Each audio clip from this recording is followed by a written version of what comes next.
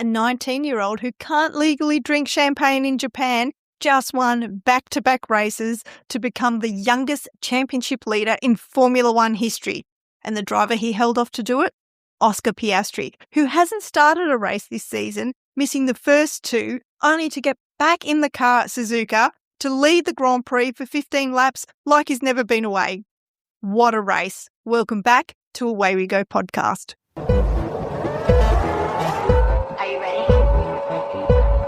It's lights out and away we go. Let's do it. Welcome back to Away We Go podcast, a Formula One podcast that goes beyond the track limits to talk about travel and lifestyle surrounding the sport. My name's Diane Bortoletto and today I'm in Margaret River. And welcome back to my co-host, Ciara Gillen. Welcome back. Thank you. Thank you for having me back. Another race weekend, which is exciting. We've just had the Japanese Grand Prix in Suzuka, which is a 5.8 kilometre track, famous for its figure of eight layout, flowing S's, 18 corners, and a crossover bridge, and 53 laps we enjoyed today, which was fantastic, a total distance of 307 kilometres. And Japan has been part of the Formula One calendar since 1987, and it's a driver favourite and a fan favourite. A very special race. Yeah, I saw a stat actually on the screen that said it was Japan's 40th race, but 37th in Suzuka. Thought, okay, Yes. there you go. Good. Long history. Nice. Yes. So the race at Suzuka, I mean, what did you think?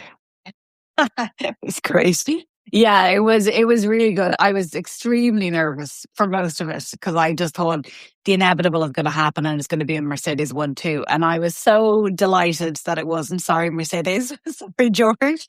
We were falling into a trap very quickly of it being very predictable. I didn't see it coming at all. And Oscar, I have so much happy things to say. I can't wait to talk about him. Well, look, diving straight into the race result because it was so exciting.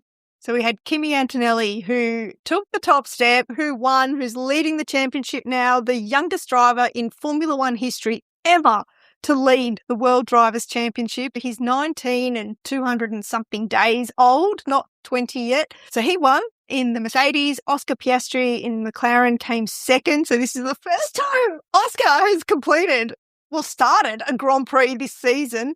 Yeah, so he finished second. Charles Leclerc in the Ferrari in third. George Russell in the other Mercedes in fourth, Lando Norris in fifth in McLaren, in sixth was Lewis Hamilton in the other Ferrari, in seventh Pierre Gasly in the Alpine. Fantastic result for Pierre, who beat Max Verstappen in Red Bull in eighth, Liam Lawson in Racing Bulls in ninth, Esteban Ocon in Haas in 10th. That rounds out the top 10, and then it was Nico Hülkenberg in the Audi, Isaac Hadjar, Gabriel Bortoletto in the other Audi, and so forth. But, wow, Kimi Antonelli, that's back-to-back race wins for him. Fabulous. Yeah. But it's been X number of years since an Italian won back-to-back races. 1953. 1953, wow. Yeah. No, it's amazing. I mean, I do have to remind myself that I'm dating Italian, so I should be happy when Kimi wins. But no, it ain't good. Because then I do get happy, and I'm like, okay, I'm happy with this. But like I thought Piastri was good. Anyway, it was great. It was really great for him. George should be starting to get a little bit worried, personally. He seems to be having a lot more technical issues or issues in general than Kimi. Definitely didn't have the same speed as Kimi this weekend. And Kimi had all the luck. That safety car, the timing of that safety car. The worst timing for George, the best timing for Kimi. And the safety car, we should just say, came out because Ollie Bearman had an off. He was trying to avoid accident and then came off and hit the wall. A 50G impact, massive crash. He's fine, thankfully. Limped out of the car. Everyone was a bit worried, but I've seen a post on social media since that says he's fine. Thank you for all the support. It's good that we've got a break now, so he's got time to rest and recover. But 50G impact, that's big. I was saying to Simone that I couldn't remember the last time I saw someone limping after a crash. Like, that was how big it was. He thought 2021 Verstappen crashed in 2021, and that was like, that was a big one, and also kind of 50 Gs as well. I do feel it is rare that you see, because I remember when I saw him kind of limping and then had to like sit down, I thought, oof. Like, I can't remember the last time I saw someone that physically impacted. I mean, obviously they're all going through big hits, but yeah, so I'm really glad to hear he's okay. Yeah, such a sweet guy. No, we almost get desensitized to these crashes because we're just so used to seeing the drivers getting up and walking away. Like whereas 20 years ago, 30 years ago, drivers were dying. That was not uncommon. And in critical condition in hospitals, we've spoken about this in the past, the safety of Formula One has increased so much that now our expectation is almost like, well, oh, that was a hard hit, but they'll be okay. To see him limping, I was like, oh, that's not good. But thankfully, yes, he's okay. I'm not sure who he was avoiding running into the back of. Colapinto. I don't want to be, negative on Colapinto, but I wasn't surprised, first of all, it was him. But then the commentators were all saying, in fairness to him with the new regs and everything and trying to get your head around stuff, it is to give him kind of the benefit of the doubt. I think it was one of those things that he couldn't avoid. Colapinto couldn't. And then also Bearman couldn't avoid either. You know what I mean? And actually, even the stewards said they didn't even view it as a reason for the issues with this generation of cars is that it's the super clipping. So when they run out of power, and they basically they don't grind to a halt, but their speed reduces by like 50 Ks an hour really suddenly. And then if you've got somebody coming up who's doing 50 kilometers an hour faster than you, like around a corner or something, then which is what happened in Ollie Bearman's case, Ollie's instinct avoid the accident, which is just seeing him go off. And actually in the interviews afterwards, Carlos Sainz made a really good point. So Carlos is very anti these new regulations by the sounds of it. And his point was that if this happened in Baku or a street circuit, Singapore, where there wasn't a runoff area, where someone would have just gone into the back of somebody else and maybe a car's flipped, like it could have been a really different outcome. And this is Carlos's point. So he's like, I'm really happy we've got these 5 weeks now with no racing on because Bahrain and Saudi Arabia have been cancelled because of what's going on in the Middle East, that the FIA and Formula One management can sit down and figure out a solution because this is not acceptable. So, it'd be interesting to see what. I was just going to say it's a really good point because I hadn't even thought of that. Like, these track circuits, they have so much space in a way, right? But if that had happened, to be honest, we talked about this the last time I was on the podcast, that I was so surprised that there hasn't been any crashes at the beginning because they're all with different pace and different kind of energy or whatever. I mean, I'm using the wrong technical words here, sorry, but that there's not more kind of like, people running into the back of each other. And it is extremely dangerous. And so it is interesting to hear that. And I hope, that they will take the time to kind of figure that out because it's not good. I mean, like you say, seeing him limp away, it was, woof. And he's young as well. So, young, fit in his prime. And 50G impact is huge. Mega huge. Yeah. Exactly. Yeah. Exactly. Yeah. Not to take anything away from the fantastic result because as far as podium goes, I don't think there could have been a more perfect podium for me. Maybe not in that exact order, but the top 3 with an Italian, Kimi Antonelli, an Australian, Oscar Piastri, who's also got Italian descent, and then Ferrari and Charles Leclerc. It was just, I was very, very happy with the podium. Good point. Oh, and a fun fact, in Japan, the legal drinking age is 20. So Kimi had sparkling rose water in a champagne-shaped bottle on the podium and got covered in champagne from everybody else, but wasn't allowed to have champagne in his. Isn't that funny? I heard that as well. It's so ridiculous. Like, that's funny. It is funny. It does make me laugh. The whole thing with Kimi makes me laugh. Like the fact that he was driving a Formula One car before he even had his license to drive a street car, It's like, all these kind of things. But that's hilarious. It is hilarious. Ridiculous, but hilarious. I know. And being a Formula One driver and finishing high school, like finishing his year 12, to go home and study for exams last year. I know. Yeah. Nuts. Yeah. we know Kimi's one to watch. Like, obviously, when you've got a good car beneath you, you're going to be, winning races or whatever. I do think that Kimi could give George a run for his money this year. I agree. It's only early days, but the fact is Kimi qualified on pole. He then had a terrible start.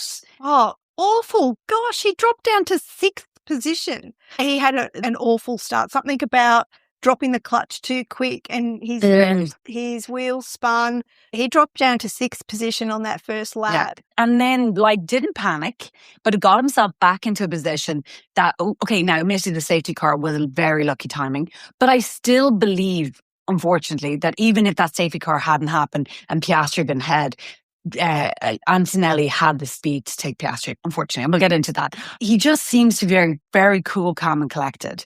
And that win kind of wasn't in doubt in a way. I agree. I think Kimi, Yeah. I mean, everybody's like, keep it real. It's only his 2nd season of Formula One. Yeah. Let's not, start talking about world championships yet. But when you compare him to George, look, he's Mr. Consistency. He didn't have a great race in Japan. And he also sounded really annoyed on the team radio.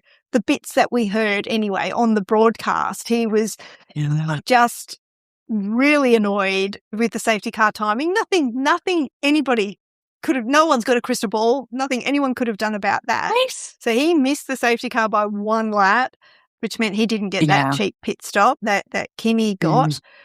Kimi is just, I feel like he's young, he's fresh, he hasn't had a ton of experience in Formula One and developed like old habits, I suppose. I feel like he's adapting to this car and this generation of car perhaps quicker than maybe someone like George. And he's just a natural talent, which is why Toto would put him in a Formula One car at such a, young age. It's very exciting to watch. He's very exciting to watch. I really like Kimi Antonelli. And again, just hearing the Italian national anthem when he was on the podium and then the German national anthem for Mercedes, again, I was moved. I got emotional. It was lovely. I love it. I have to say, though, now that he's won 2 races, and I would think that probably got the bit between his teeth, I do look forward to him and George going head to head, like in a race, because it hasn't happened yet. But it will happen, definitely, because unless Ferrari and McLaren really pump it up and I think McLaren were interesting, and I think that, they would have, without that safety car, we would have seen something interesting with McLaren and George, or Piastri and George, obviously Piastri and Antonelli, but I don't think they still have the same speed that Mercedes have. No, so we will see the head-to-head soon. Yeah.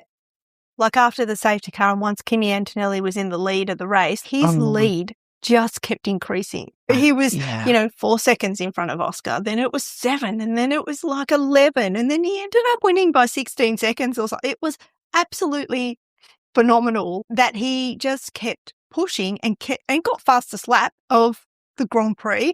Okay, he's got no one in front of him, so technically he's got clean air, but the clean air and dirty air is less of a factor this year than it has been in past Formula One seasons. It'd be interesting to see how Kimi and George do go head to head. It'll be interesting to see what happens with George because, look, for the first start of this season, Kimi has no expectations. Because in his head, I'm sure he's thinking, listen, I've won a couple of races, amazing, delighted, but George is senior. George's got all the experiences. If anybody's going to win it, it's going to be him. So there's going to be very little pressure on him. But as the season starts going along, kind of like Piastri and Norris, as the season goes along, the pressure will start to mount if Kimi continues winning, side by side with George winning. But George, remember that race again? Was it Singapore? I think it was 2023. And it was the only race that Ferrari won in the year of Red Bull winning. But George was right behind Sainz the whole way through towards the last couple of, and then he got so frustrated he crashed. And I do wonder if George has that still in him, that he gets frustrated. But I don't know. It'll be interesting to see how his own experience and how he's developed. That was obviously 3 years ago, how he's developed and what has changed. But he can smell this. He can smell this championship win, Yeah. I mean, at the moment, obviously, we don't know what's going to happen in 5 weeks. Who's going to step up? Yeah, exactly. And what upgrades other teams will bring. This is the thing. You could be the best driver in the world, but if you don't have the best car under you, then you're not going to win the championship. Like even Max Verstappen, who's considered the best Yeah. driver in the world, Yeah. is in a tractor this year and Yeah. is frustrated beyond belief, but finished 8th. Qualified 11th. I know, right? No, like Max Verstappen. It's I just, know. But in lots of ways, I'm enjoying not having him in the narrative the whole time we're talking about F1 this year. Yeah. But Oscar, let's talk about Oscar. Yes, because I feel that brings a very nice segue into Oscar. You could be the best driver in the world and not have the best car. I was so shocked by Oscar. I was so delighted for him. And I think that shows Oscar's talent that he, in my opinion, one of the best drivers, doesn't have the best car and yet managed to get himself leading that race only for the safety car. Would have continued leading that race and finished second. And I just think that dude is one to watch. I have so much hope for him. Really do. Yeah, I've always had, but I'd be more so. Yes, because he qualified in 3rd on the grid. So it was Kimi and George first, second, then Oscar, then Charles in the Ferrari in 4th, then Lando and Lewis 5th and 6th, McLaren Ferrari, and then Pierre Gasly in 7th, Isaac Hadjar in 8th, Gabriel Bortoletto in the Audi in 9th, and Arvid Lindblad in 10th. So that was the top 10, and then Max 11th in qualifying.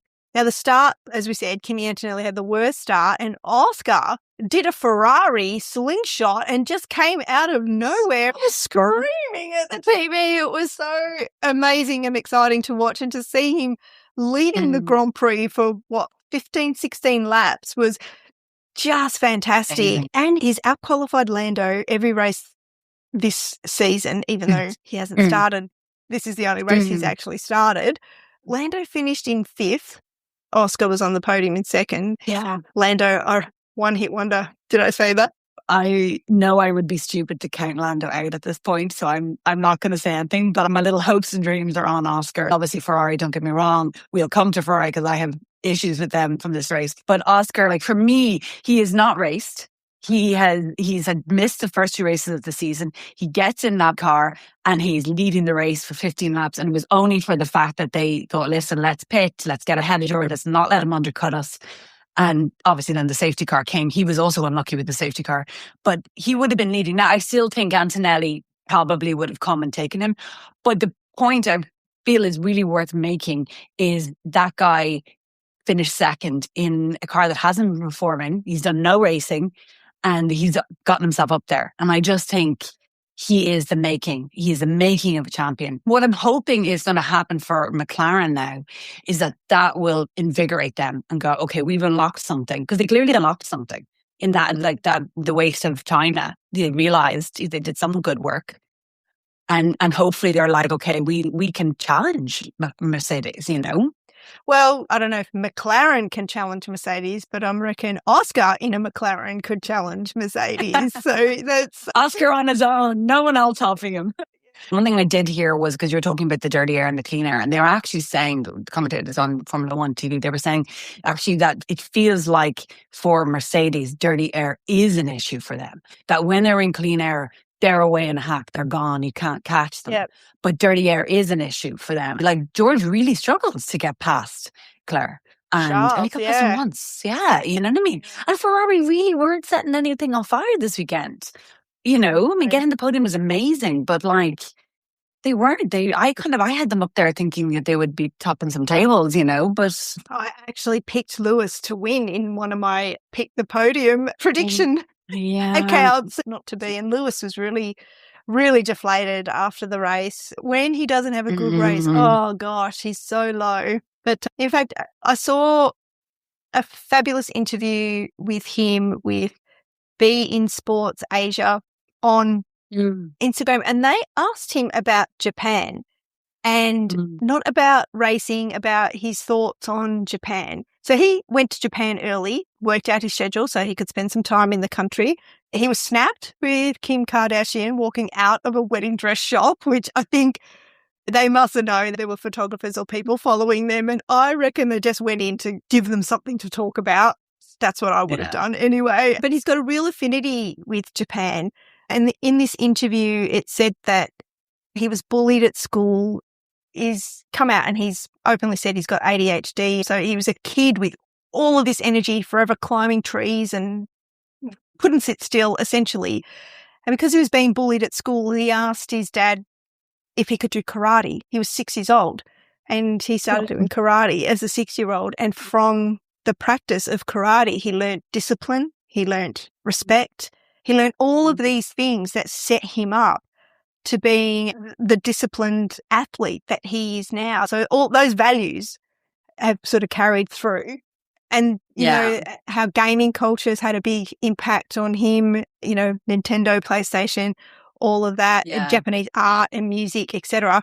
But it was a really nice interview. And it was, you know, the next clip that I saw was Lando Norris and Oscar Piastri trying to figure out a Tokomachi Japanese toy, you know, those digital key rings that you make them alive and then you've got to feed them and look after them. And if you don't, they die. Like that's... Tamagotchi. Yeah, sorry. Tamagotchi, sorry. I said it wrong. Yes. Yeah. You've got Lewis giving an interview about how Japan has impacted him as a person from a really young age. And then you've got these other two guys mucking around with a digital toy. And I just thought, why don't more journalists ask more thoughtful questions about destinations? And anyway, it moved me so much that I wrote a Substack about it. So it's a good time to tell people that I've started Away We Go is on Substack. Thank you. A place for my writing. It'll be the intersection of Formula One and travel, or Formula One and Formula One destinations. I'll put a link in the show notes, so please follow along. That would be great. But yeah, I saw this clip and I just stopped what I was doing and I just had to write something. Yeah. I think there's a lot more to these guys than the media gives them a chance. I know they don't have a lot of time with media interviews or a lot of time in their schedule to be going out and exploring the streets of Kyoto or Tokyo or Osaka or whatever, wherever they are. But I feel like if I was the president or prime minister of a country hosting a Formula One race and paying $60 million or $80 million or whatever the hosting fee is to host an F1 race, I would want the stars of the show to be telling people about the destination so more visitors come to the destination, which in turn drives the economy and all of those flow-on effects. So that's my mission. That's what I'm going to do, is try and help Formula One fans learn more about Formula One destinations and spend more time in them, whether they're there for races or not. That's nice. I think a lot of people don't realise that the country has to pay a huge amount to host a Formula One race. You know, you would think it was the other way around. I mean, I at least thought it was the other way around, you know. So, yeah, I like that mission. I think it's good, you know. And there's some really fabulous destinations. And I would bet that there are more to come at some point, you know. How Japan is a place we want to go to. So, you know. Yes. And speaking of Japan, I've published a Japan travel guide. So next week's episode will be with Tess Moon from Tess Somewhere. And Tess is a Japan expert. In that episode, she shares a lot of really great travel tips for anybody thinking of going to the Japanese Grand Prix next year. We talk about destinations within striking distance of Suzuka, keeping it all very Formula One relevant. On the back of that episode and with some other research, I've published a Japanese travel guide. So that's available for a free download on awaywegopodcast.com in the travel section. Look forward to that next week if you are thinking of going to Japan, to the Japanese Grand Prix, either next year or another year. And a fun fact that I learned today is that the fans that go to the Japanese Grand Prix, when the race is over and the podium's done, they don't rush home. They stay in the grandstand seats and they re-watch the race on the big screen. Wait, really? That's bad. I reckon that's so cool because, like, you're there and you're in the moment and you're in this Formula One bubble, which I don't know about you, but I never really want to leave it when I'm in the Formula One bubble. Mm-hmm. So then you get a chance to re-watch the race, and especially when you're there live too, there's so much you miss, right? Because you're watching the track and you're watching things going on and you're not always watching the big screen, and you can't really hear that anyway. So there's a lot that you miss when you're watching it live. So to be able to re-watch it there and then, I think is brilliant. And another fun fact about the Japanese fans, besides making all the friendship bracelets that they make, that they swap with each other, a bit like the Taylor Swift, the Swifties, they make the friendship bracelets ahead of her concerts and stuff. And they get dressed up to go to the Japanese Grand Prix, which is fantastic. in different costumes and they make their own merch, but they pick up all their rubbish and they take it home with them. Oh my God, that's so good. I know, right? Right? Yeah. And right. it's seen as bad form if you don't. Like, it's really frowned upon. Yeah. That's just what they Love do. it. They have their Ziploc bags or whatever, and they take all their rubbish home They take with their them. rubbish with them. Yeah. Yeah. That's so good. Yeah. I find it so frustrating when I see people throw rubbish on the street or if there's not enough bins or anything like that. But to go that extra mile to actually bring your rubbish home with you, oof, yeah, that's impressive. Very They're impressive. constantly outshining us. I love it. I think it's a great habit that the rest of the world should adopt. I think it's brilliant. Yeah. Yeah. Speaking of brilliant, Fernando Alonso in the Aston Martin completed a Grand Prix, firstly, so that's yay. But he's a dad. Congratulations to Fernando and his girlfriend, Melissa, on becoming first-time parents. That's very exciting. So he missed media day on Thursday as a result. And yeah, I'm sure he's rushing home straight after the race to get home to his new family. I can't imagine Alonso as a dad, but I do think it's a new lease of life. So that's exciting.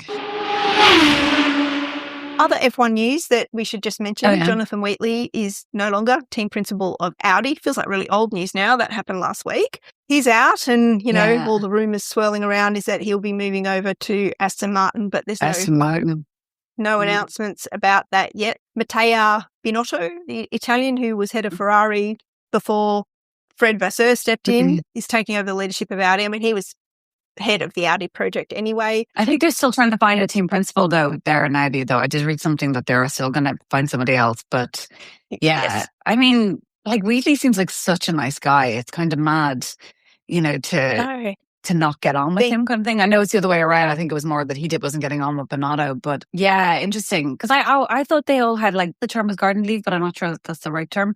Yeah, gardening leave. That's right. Yeah, right. They can't be on, sharing secrets. So, yeah, I don't know. Maybe the Aston Martin rumors aren't true, but hopefully he ends up somewhere good. Yeah, it seems like I think Audi they're looking really, really promising. I mean, considering that they've got a new power unit, they're essentially a new team. I think there are a lot of things at play with Jonathan Wheatley. Either way, he's out, and we'll just have to watch this space of what happens next. Well, I just wanted to talk about Ferrari in the race. Oh, we didn't talk about that. Yeah, just obviously I was really delighted with Charles that he managed to get the podium and everything, and actually, funny enough, had him in my prediction, so I was really delighted with myself. But I think I had a different prediction on Away We Go and to what I had on Formula Live Pulse. I just felt like, I don't know. I mean, I get that they're teammates. I get that they're each other's biggest competitors. I get that they both wanted the podium.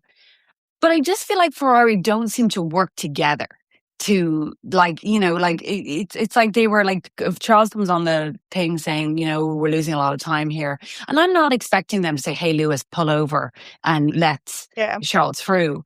But it just seems like there's never any conversation. And it just seems like they're always kind of fighting each other. Now, in this case, they didn't lose out, as in one of them didn't lose out.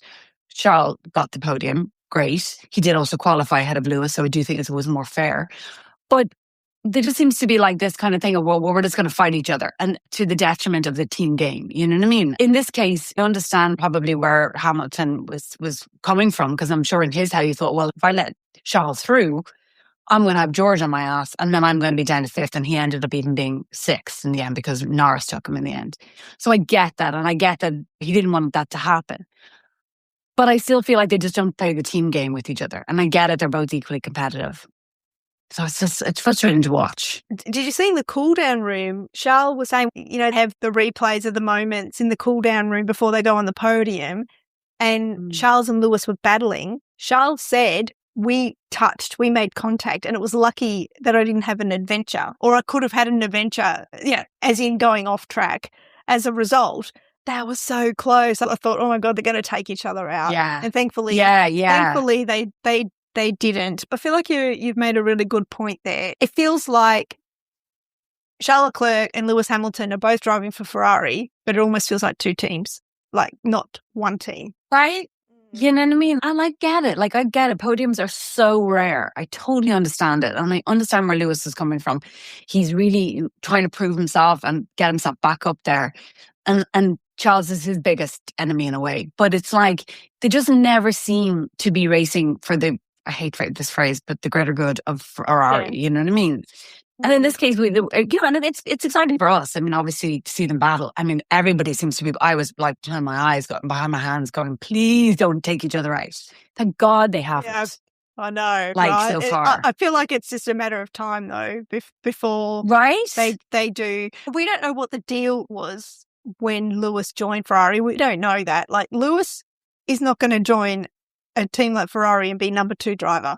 Charles has been with Ferrari for 8 years now and has been brought up through the Ferrari ecosystem. He is not going to settle and all of a sudden become a number 2 driver. So maybe that's the system. Maybe that's a setup in the team that we're just not privy to. I don't know. It is nerve-wracking to watch sometimes, that's for sure. At least we're not hearing Lewis on the radio clarifying for information and asking for information. He and his race engineer seem to at least be communicating well. Yeah. From the snippets that we're seeing anyway. Oh, one thing I did notice on the broadcast, there was no battery graphics at all throughout the whole broadcast, not one. Yeah, I noticed. I wonder what's going on there. Yeah. Yeah, I feel like there's a lot of information they're not sharing with us, yeah. Yeah, there is. Predict the podium. High up, stupid. On the Formula Live Pulse prediction, where I'm on 80 points. So I picked a couple of things right. I scored 25 points this week. Not much, but I did. I picked the safety car. I picked Kimi for fastest lap. Something else. 55 points in total. Position 80. Where are you? Yeah, I think we're similar. I got 30 points this week because I got Kimi fastest lap, which seems to be a regular thing now. You're 75. You're ahead of me. But it's a shocker, to be honest. So I got Kimi fastest lap. I got Charles in 3rd. I got Kimi also in the thing, but I didn't get him in the right position. So I got 5 points for him. And then I got a safety car as well. So we're actually on equal points. So yeah, but you're equal points, yeah, but it's just equal points. Yeah. And in away we goes prediction. I don't know what I got. I don't think I got anything. I scored no points this week on both of my accounts, my normal account and my secret account. I scored nothing. I got everything wrong, but I am still on top of the leaderboard, just equal first now. The niece is also on 55 points. She predicted well. And then Thoughtful Travel Perth, who happens to be someone I know, Amanda, who actually inspired me to start this podcast. Amanda, who knows nothing about Formula One, but she's playing along to be a supportive friend. She's currently in 2nd position on 50 points. So she predicted super well. So well done, Amanda. The Thoughtful Travel Podcast. If you like travel, go listen to the Thoughtful Travel Podcast. 10 years she's been podcasting for. She's just celebrated a 10-year anniversary. She always has very, very entertaining guests on. Yeah, 50 points. That's amazing. Oh my God. Yes. There's still quite a few people on 0 that haven't had any luck yet. And it's still wide open. So if you want to jump on board come Miami, I don't think you are far behind by any stretch. Creator of the week. Mm-hmm. Yes, I want to give a shout out to Carl Mullen. So he's an Irish comedian who posts really funny, just very amusing Formula One content. You can find him at Carl Mullen, Mullan. I'll put a link in the show notes and go follow him if you like a laugh. Yeah, he's a funny comedian. All right, well, that's all the news I've got. Thank you very much for joining me, Ciara, and talking about the Japanese Grand Prix. It was a great race. The race was fantastic and the podium was just awesome. And just to see Kimi winning back-to-back races, youngest Formula One Drivers' Championship leader in history, the first time an Italian's won back-to-back races since 1953. Wow, that's 73 years. That's a long time. A generation. It was a fantastic result. And to see Oscar Piastri start a race, hooray, the finish on the podium, even better. Fantastic result. All right. Well, thank you very much everybody, for your company and for joining us. If you've liked what you've listened to, please follow along. You can find us on all the social media platforms. Also, as I mentioned, on Substack, if you like written form, you can email us at hello@awaywegopodcast.com. And don't forget, yes, the Japanese travel guide is out. I'll put a link to that in show notes. We've got a special Japan episode next week, and I've got 2 really fabulous guests that you are going to want to listen to in the weeks following after that. So there'll be episodes every week, even though there's no racing on. Stay tuned. Thank you very much for having us in your ears. Thank you, Ciara, for joining us. Until next week, and until lights out. Are you ready? And it's lights out and away we go. Let's do it. Away We Go podcast is produced by Diane Bortoletto.